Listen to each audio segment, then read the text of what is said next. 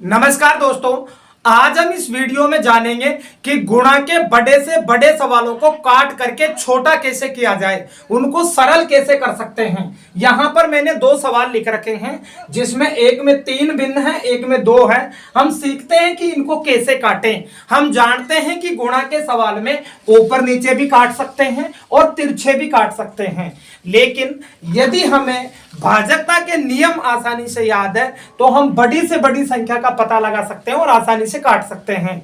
जब हम काटने की बात करते हैं तो हमारा अधिकतर बालकों का ध्यान यह जाता है कि सर ये 200 कट रहा है, यानी वो छोटी संख्या के बारे में सोचता है। मेरा ये मानना है कि अपन बड़ी संख्याओं से काटें तो जल्दी कटेगा, सवाल अधिक सरल होगा और जल्दी उत्तर आएंगे। तो यहां पर अपन आराम से यहां देख पा रहे हो आप 40 से काट सकते हो इन दोनों को। 40 का भाग इसमें एक बार जाता है, इसमें 2 बार जाता है। काटने के लिए जिस संख्या से आप इसको काट रहे हो उसी से अपन इसको काटेंगे। ऐसा नहीं करना है कि इसको 2 से काट रहे हैं, इसको 4 से काट रहे हैं, बिल्कुल नहीं, एक ही संख्या से काटते हैं हमेशा। तो 40 से अपन इनको काटे तो हम जानते हैं कि 40 से यहां पर ये 2 बार कटेगा और ये 1 बार कटेगा। हालांकि अगर आप नहीं काट पा रहे हो इतनी बड़ी संख्या से कि सर आपने काट दिया, हम नहीं जानते हैं काटना, तो आप 2 से भी काट सकते हो, लेकिन उससे सवाल लंबा होगा। 4 से काट सकते हो, 2 से काट सकते हो, 10 से काट सकते हो, 8 से काट सकते हो, जो मनपसंद आए उस अंक से काट सकते हो। बड़ी संख्या से काटोगे सवाल छोटा हो जाएगा।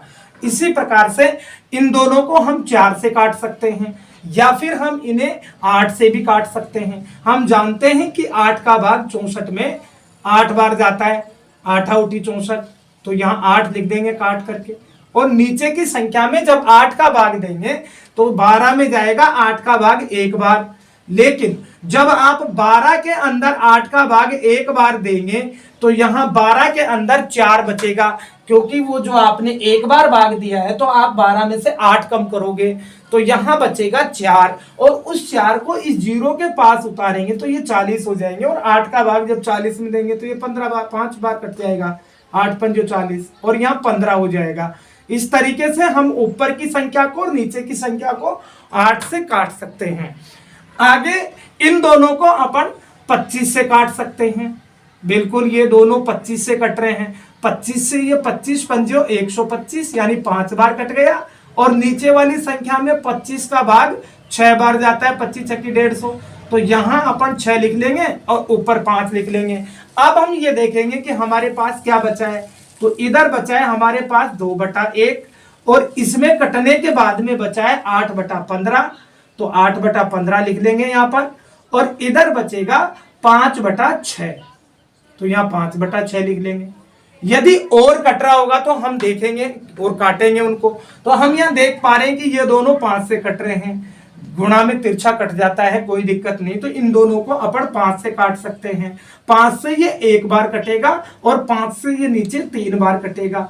इसी प्रकार 2 और 6 को मैं 2 से काट सकता हूं, कोई बात नहीं, 2 को मत काटो आप, 8 और 6 को काट लो। तो 8 को मैं 2 से काटूं तो यहाँ 4 बचेगा, और 2 से मैं इसको काटूंगा तो यहाँ 3 बचेगा। अब हमारे पास ऐसी संख्या बची है जो बिल्कुल नहीं कट रही है। ये इनको आपस में नहीं काट सकते, नीचे वाली से काटे तो कोई भी अंक नहीं कट रहा है। अब ऊपर की संख्याओं को हम गुणा कर लेंगे। 4 को 2 से गुणा करेंगे 8 आएगा, और 8 को 1 से गुणा करेंगे तो 8 ही हमारा आएगा यहाँ पर। और नीचे वाले अंकों को जब गुणा करेंगे तो 3 का 3 से गुणा किया तो 9, और 9 गुणा 1 करेंगे तो 9 ही आएगा। तो इस तरीके से हम आसानी से बड़े से बड़े सवाल को कर सकते हैं। इस सवाल को देखते हैं हम, यहां पर हम 0 से 0 काट सकते हैं, बिल्कुल काट सकते हैं। उसी प्रकार 12 से 12 का भाग 12 में 1 बार गया, और इसमें 12 का भाग गया 2 बार, बिल्कुल काट सकते हैं, ऐसे कटता है। और इधर आप इन दोनों को 8 से काट सकते हो। 8 से ये 10 बार कटा और 8 से ये 8 बार कट गया।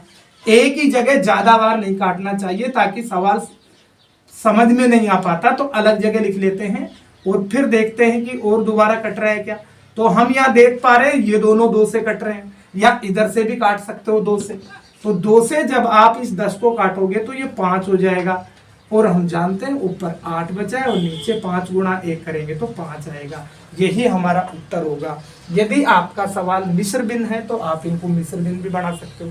वैसे इसकी नहीं बनेगी क्योंकि यहाँ अपन देख पा रहे हैं कि ये उचित भिन्न है, बड़े के ऊपर छोटा बैठा हुआ है तो उचित है, ये अनुचित है, इसकी मिस्र भिन्न बना सकते हैं। 5 का भाग 8 में 1 बार जाता है और शेष पल बचता है इसमें 3, तो वो 3 ऊपर लिख लेंगे और 5 नीचे उतार लेंगे, यही हमारा आंसर होगा। तो ऐसे हम बड़े से बड़े सवालों को आसानी से कर सकते हैं। इसी प्रकार हम इस अगले सवाल को देखते हैं, इसे भी काटने का प्रयास करते हैं। तो यहां पर ये दोनों 8 से कट रहे हैं, हम इसे 8 से 1 बार काट देंगे और इसे 8 से 3 बार काट देंगे। इसी प्रकार इस 3 से ये 3 कट जाएगा और यहां आप देख पा रहे हो कि ये दोनों 9 से कट रहे हैं। 9 का भाग इसमें 1 बार जाता है और इसमें 9 का भाग 3 बार जाता है, हम आसानी से काट सकते हैं। यहां पर ये 3 6 से भी कट सकता है और 3 को जब 6 से काटेंगे तो 2 आएगा और यहां 1 बचेगा, 1 का कोई मतलब नहीं रहता गुणा में। उसी प्रकार यहां 2 से 2 कट जाएगा, इनकी जगह भी 1 1 बचेगा जिसका अर्थ कुछ भी नहीं है। और कटे, और अगर काटना चाहें तो आप इस 21 से 15 काट सकते हो या 3 से भी 21 काट सकते हो। बिल्कुल यहां पर आप दूर दूर भी काट सकते हो। 3 से ये 5 बार कटा और 3 से ये 7 बार कट गया। अब देखते हैं कि हमारे पास क्या बच रहा है। तो ऊपर हमारे पास कुछ भी नहीं बच रहा है, ये 1 1 का कोई मतलब नहीं रह पाता, इनसे गुणा के चिन्ह में 1 का कोई अर्थ नहीं रहता। यहाँ केवल 7 बच रहा है और नीचे बच रहा है केवल 5 और 3, जिनको गुणा करने पर आ जाएगा 15। तो इस तरीके से यहां पर सवाल का उत्तर होगा 7/15। आशा करता हूं कि ये काटना पीटना आपको अच्छे से समझ में आया होगा। यदि और भी आप इस प्रकार के और वीडियो देखना चाहते हो तो प्लीज कमेंट बॉक्स में उस चैप्टर को लिखें ताकि मैं उस पर एक वीडियो अच्छी सी बना सकूं। और इस चैनल को प्लीज सब्सक्राइब करें और ज़्यादा से ज़्यादा आप इसको शेयर करें ताकि आपके दोस्तों तक ये वीडियो पहुंच सके और वो भी इन चीज़ों के बारे में जान सके।